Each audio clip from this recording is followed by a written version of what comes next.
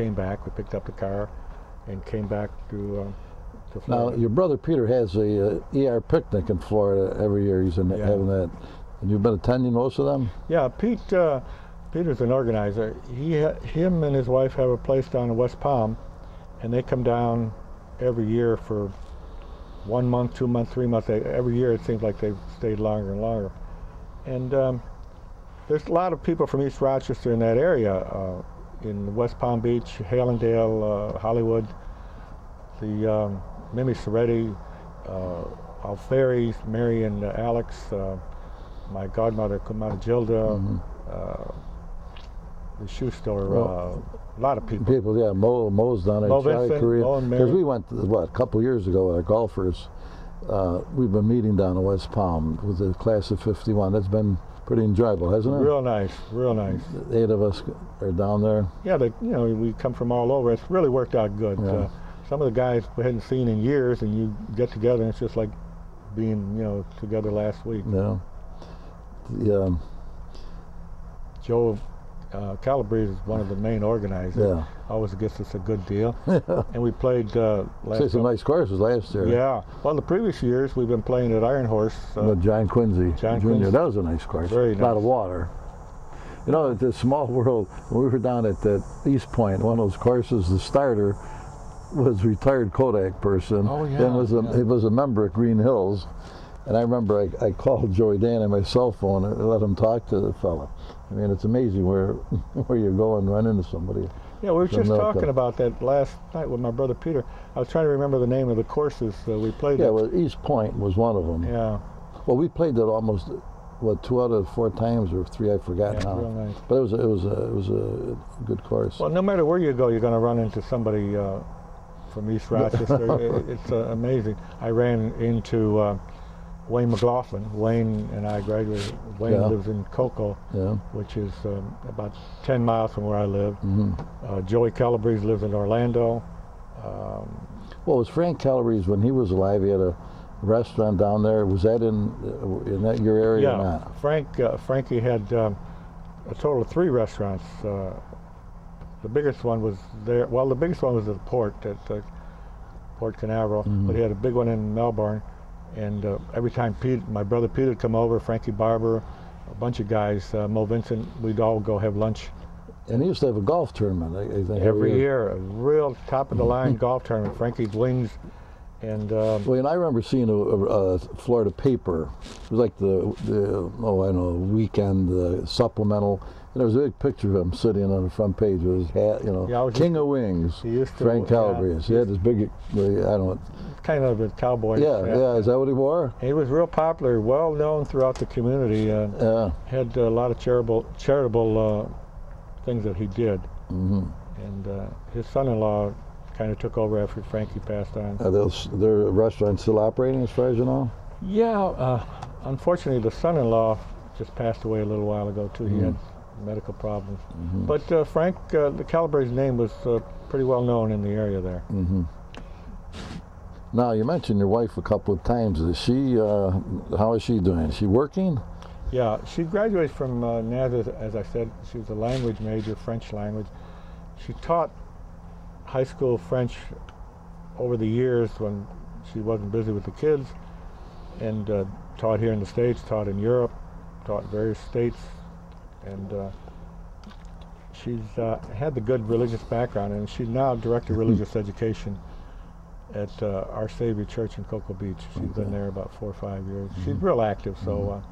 Did you do anything after retirement other than the junior ROTC? No. You didn't go to work for the post office or anything?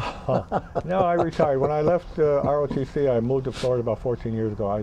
I'm real busy. I do a lot of. Now, how'd you happen to pick that? Because of the Air Force Base? Proximity? My son had graduated from Tampa, and we used to go back forth to Florida. And I had some friends in Melbourne, and my friends, in fact, were retired military, so that was an influence. And we used to go visit our friends, and so I liked the East Coast better than the West Coast because Tampa's on the West Coast, and the East Coast we get the ocean breeze, whereas in the West Coast you have. How about any hurricanes or any Melbourne?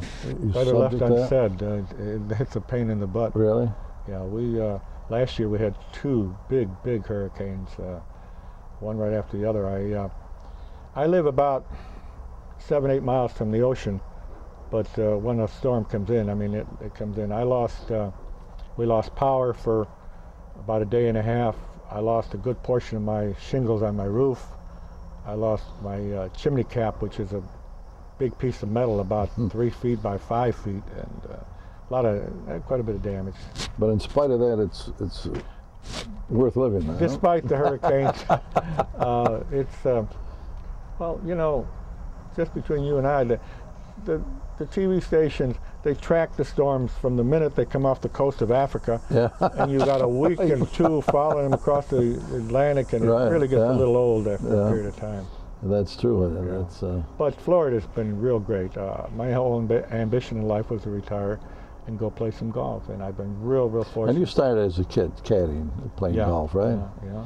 Were you very good as a youngster or not? No, I have a passion. Like Wayne McLaughlin was, he was a decent golfer, wasn't he? And Harold Squire. Yeah, I don't really recall. You know, I guess we could be competitive now. I played a lot of golf over the years, and a lot of things come with age. Yeah, when you watch, you know, I've got tapes. I'll be running one. We'll be running one on Channel 12 from our last golf outing, and it's interesting to see 8 different swings. You know, like Joe did a little comment on one of them about Joe Calabrese. You know, Joe has that slice.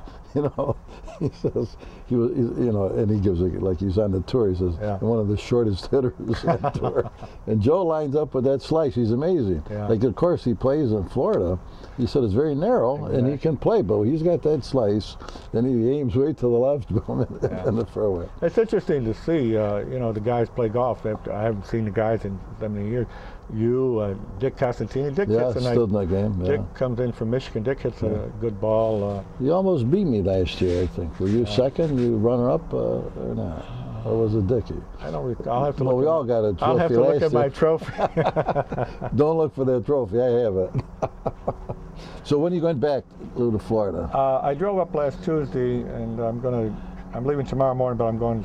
Now, why did you drive up? Just the convenience. I stopped at my youngest son's house to see them and the kids, and I'm going tomorrow, which is Tuesday. I'm leaving. I'm going to spend a couple days with a college roommate in St. Mary's, PA. Okay. And play golf with him, and then going to see my other grandchildren up in Baltimore. So this way, with the car, I have the flexibility. And you do a lot of driving. I do. I've been real fortunate. I'd rather drive than fly. Yeah. The flight gets to be a drag. Yeah, especially now. Yeah. Now you have relatives still living in East Rochester? Yeah, I have. My sister Julia lives here. Pete's in Fairport, and Anne-Marie's out in Greece. In fact, I'm going to go have lunch with Anne-Marie and her family in a little bit. Very good.